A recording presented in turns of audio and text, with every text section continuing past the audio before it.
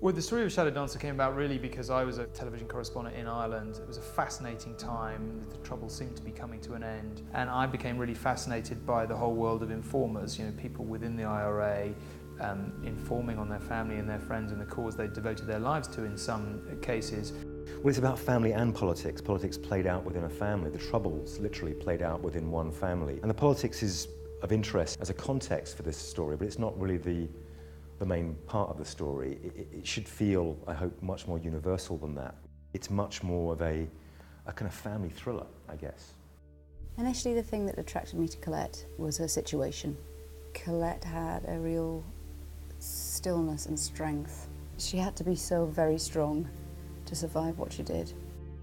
I'm always attracted to characters that are grappling with things, and you know, I think that they're two characters that very much come from different worlds, and it's very much a clash. You know, I represent one side of something and she comes from something else, and they kind of meet, and you know, it's not an easy relationship. The risk that Kate's taking is the risk of deciding that one life is more valuable over another, but it doesn't necessarily affect her on a personal level in the same way that, you know, Colette's making a decision at the expense of really her whole family. What was all that with Delavine earlier? You feeling left out, Mac? So you working another angle? No. Relax. We're all on the same side. In the case of the character of Mac, you know, it's being a good man in a bad world, which is always a very interesting kind of theme for a film. I always take great delight in destroying good men, having an upstanding fellow being taken down and destroyed. I think it's really good when you work with people who've made documentaries. I've done it a few times because their sensibilities are often very real. They're not interested in anything fake or phony because they've spent their lives trying to capture the essence of something very real.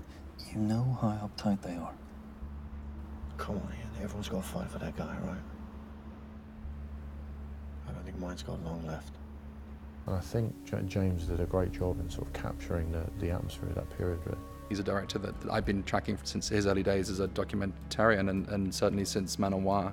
Man on Wire I thought was just a brilliant documentary which was very, very strongly driven by pure narrative. But a lot of the actors that have been cast are quite just, you know, naturalistic and real. People like Breed Brennan and David Wilmot, Donald Gleeson and Andrea.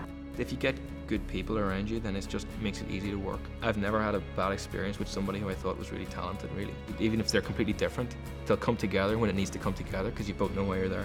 You know, the atmosphere was very harmonious and very intense at the same time. And I'm thrilled with all the performances. I mean, some people give performances, and I felt I was given them as gifts in this film.